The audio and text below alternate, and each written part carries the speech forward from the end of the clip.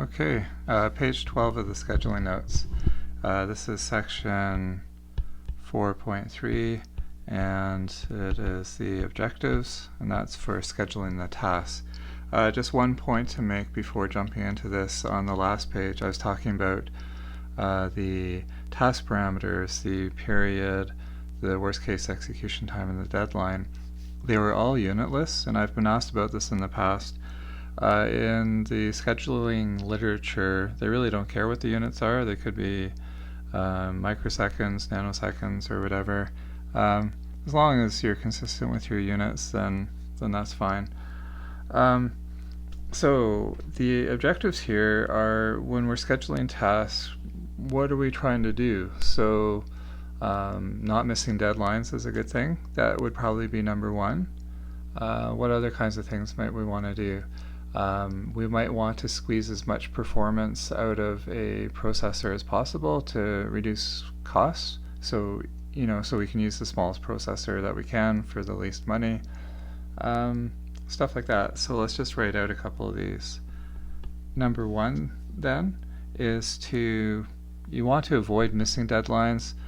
If you talk in terms of optimization, you're usually either minimizing something or maximizing something. So that's typical operations research kind of stuff. So what we are trying to do here is minimize missed deadlines. So when we choose our scheduling technique, we want to choose one that minimizes missed deadlines, ideally makes them 0. A kind of corollary to this is to minimize lateness. So if you are going to be missing some deadlines, try to make it so that the amount that deadlines are missed by for the whole system adds up to as small a value as possible, so you're still as close to conforming to your requirements as you can be. Okay. So that's number one. I suppose you could turn this into a constraint satisfaction problem, and your constraint is 0 missed deadlines, and that would be another way to approach it.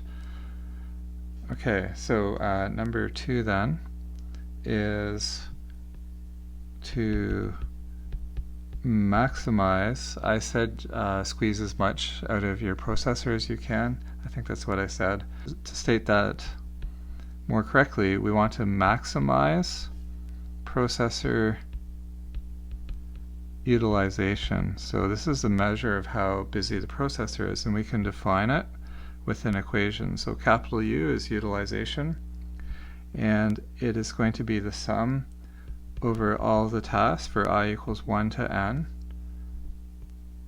of the worst case execution time for task I over the period of task I. So think about if you have 3 tasks, each task has a worst case execution time of 2 time units, say 2 microseconds, and each task has a period of 6 microseconds. So then basically each task needs the third of the processor time. And if you got 3 of them, then you're going to have 100% processor utilization.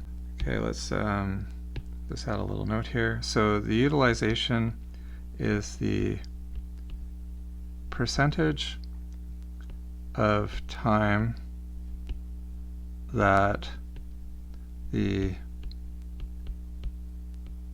processor is busy.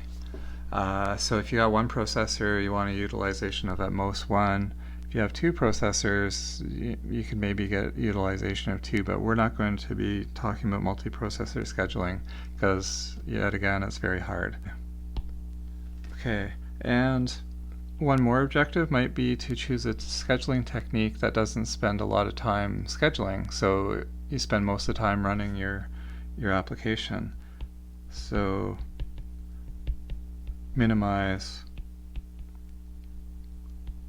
scheduler overhead.